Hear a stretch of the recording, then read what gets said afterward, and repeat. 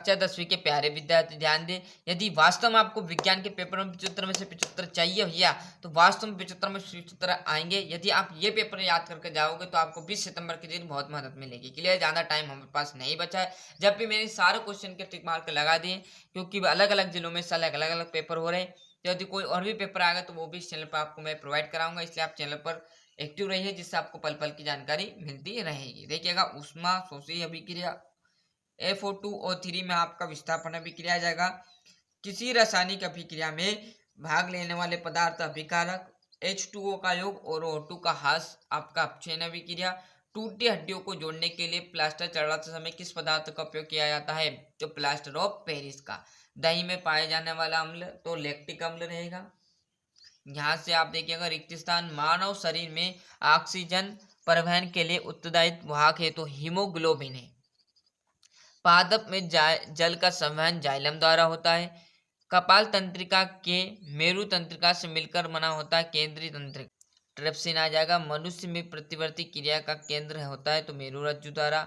मनुष्य के मस्तिष्क में सोचने वाला भाग प्रमस्तिष्क आपका कहलाएगा, है ना। सारी चीजें आपको मिलेगी। देखो, घबराना नहीं, घबराओगे तो जो याद है वो भी आपका भूल जाओगे, है ना। तो इसलिए आराम से शांत स्वभाव से आपको करने हैं। देखिएगा, एक वाक्य में चांदी के आभूषण पर काली परत किसकी चढ़ी होती है? तो सिल्वर सल्फाइड की जो है काली परत चढ़ी रहती है। CaO Cl2 का प्रचलित नाम विरंजक चूर्ण। किसी धमनी में विऑक्सीजनकृत रुधिर प्रवाहित होता है तो महाधमनी। नेफ्रॉन आ जाएगा। और किस हार्मोन की कमी से मधुमेह रोग होता है? तो इंसुलिन की कमी से मधुमेह रोग हो जाता है। और इसमें आ जाएगा आपका 30 डिग्री। और जैसे हम इस पेज पर जाएंगे तो आपका यहाँ पर देखेंगे तो सही जोड़ी आ जाएगी। नेत्र रोग जो रहेगा वो आपका किस कारण होता है? धुंधला दिखने के कारण। तारों का टिमटमाना में आपका जो आएगा वो रहेगा वायुमंडलीय अपर्दन। उत्तल लेंस की मैं बात करूँ तो आपका बीच में से मोटा और सिरों पर पतला। डायोप्टर की बात यहाँ पर की जाएगा तो लेंस की क्षमता एक सरल रैखिक पद है तो आपका क्या रहेगा? प्रकाश किरणें। और यहाँ से मैं सत्यासत्य की बात करूँ तो मनुष्य एक मांसाहारी जीव है तो बिल्कुल गलत बात है, क्योंकि जो मनुष्य है वो एक सर्वहारी जीव है। सोडियम एक अतिक्रियाशील धातु, बिल्कुल सत्य। सल्फ्यूरिक अम्ल का तनुकरण उष्मा शोषी अभिक्रिया है, बिल्कुल सत्य। CaSO4 आपका ये बिल्कुल राइट। बाया आलिंद ऑक्सीजनित रक्त को दाएं नीले में प्रेरित करता है, सत्य। केक व पाप रोटी बनाने में बेकिंग सोडा पदार्थ का उपयोग होता है तो बिल्कुल सत्य है ना। यहाँ से आपके छठे क्वेश्चन से 2-2 नंबर करेंगे। ये क्वेश्चन आपको जितने याद है उतना आप अच्छे से कंप्लीट कर लीजिए। बाकी नहीं याद तो जो सरल लगे वो क्वेश्चन 1-2 पढ़ लीजिए, जिससे आपको 25-25 नंबर मैंने बता दिया। बाकी आप 2-4 प्रश्न करोगे जिसमें आपका 40-50 नंबर आराम से आ जाएगा। क्लियर है? कोई और भी पेपर आएगा तो वो भी इस चैनल पर हम प्रोवाइड कराएंगे। तो बड़े से आप चैनल को सब्सक्राइब और चैनल पर एक्टिव रहिए, जिससे आपको पल पल की जानकारी मिलती रहेगी। क्षार एवं अम्ल में 2 अंतर।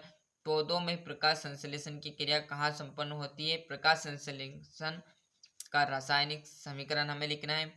रक्त और लसिका में 2 अंतर। आयोडीन युक्त नमक का उपयोग करने की सलाह क्यों दी जाती है?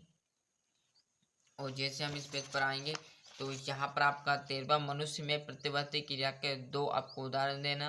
अपसारी लेंस के 2 गुण। उत्तल दर्पण के 2 अनुप्रयोग आपको लिखना। प्रकाश के विक्षेपण की क्रिया को स्पष्ट। वियोजन अभिक्रिया। भौतिक परिवर्तन किसे कहते हैं? और यहाँ से 18वां, रेडॉक्स अभिक्रिया क्या है? रासायनिक समीकरण लिखकर अपचयन और अपचयन अभिक्रिया को दर्शाइए। अवायवीय और अवायवीय श्वसन में आपको 3 अंतर दिखने हैं।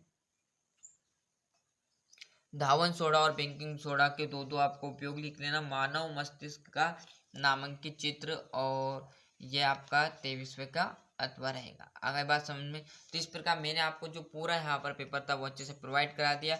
ये हमारा जो विज्ञान का पेपर था ये पूरा सोल्व हो गया। यदि कोई सेट बी के नाम से आएगा, यदि कोई सेट ए के नाम से भी आएगा तो वो भी आपको इस चैनल पर मैं प्रोवाइड करा दूंगा। आज के लिए इतना ही, मिलते हैं इसके नेक्स्ट वीडियो में।